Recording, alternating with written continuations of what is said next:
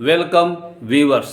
मैं पंडित विजय शंकर शुक्ल सभी गुरुजनों, भगवान श्री गणेश, माँ सरस्वती की कृपा एवं आशीर्वाद से आप सबके साथ एस्ट्रोवॉच चैनल पर डिस्कस करता हूँ।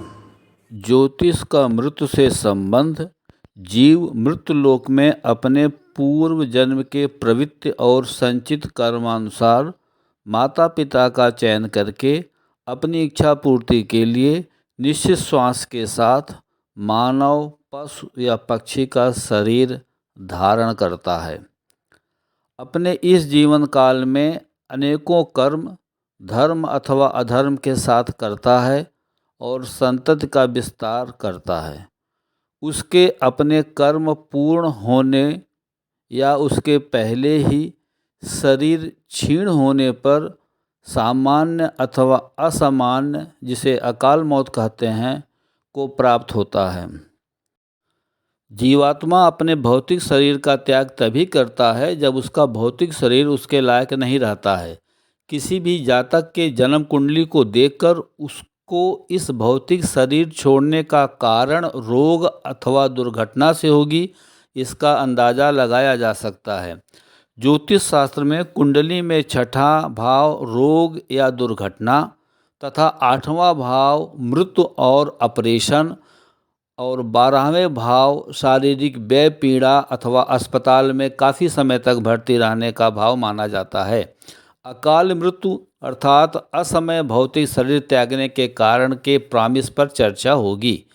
यदि किसी जातक की कुंडली के लग्न में मंगल हो और उस पर सूर्य या शनि की दृष्टि होती है तो किसी दुर्घटना में मृत्यु होने की आशंका अधिक रहती है। यदि राहु व मंगल ग्रह की युति अथवा दोनों का समसप्तम होकर एक दूसरे को देखना भी जातक की कुंडली में दुर्घटना के अकाल मृत्यु होने की संभावना होती है।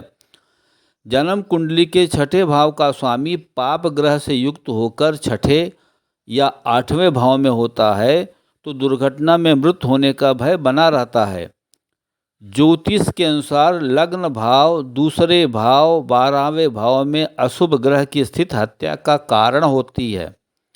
10वें भाव की नवांश राशि का स्वामी राहु अथवा केतु के साथ स्थित होता है तो जातक की मृत्यु अस्वाभाविक होती है।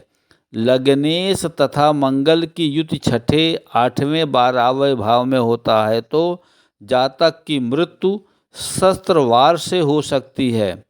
यदि मंगल दूसरे, 7वें या 8वें भाव में हो तो और उस पर सूर्य की पूर्ण दृष्टि होती है तो जातक की मौत आग से होने की संभावना होती है।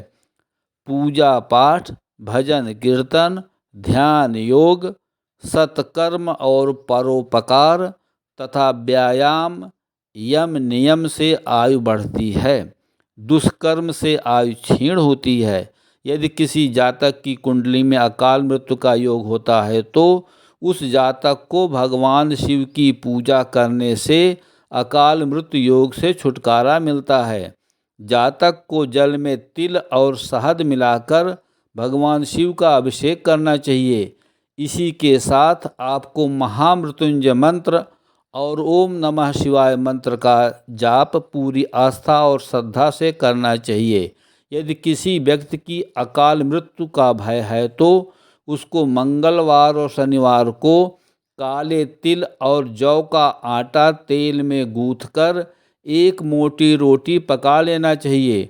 उसके बाद गुड़ और तेल में वह रोटी मिला लें। फिर जिस जातक की अकाल मृत्यु की आशंका हो उसके सिर से 7 बार उस रोटी को उतारकर भैंस को खिला देना चाहिए। इससे अकाल मृत्यु का भय खत्म हो जाता है। गुड़ और आटे के गुलगुले पकाएं और उन गुलगुलों को व्यक्ति के सिर से 7 बार उतारकर चील या कौवे को खिला देना चाहिए। ज्योतिष शास्त्र के मुताबिक अकाल मृत्यु से बचने के लिए जातक को शनिदेव की विधिवत पूजा करनी चाहिए।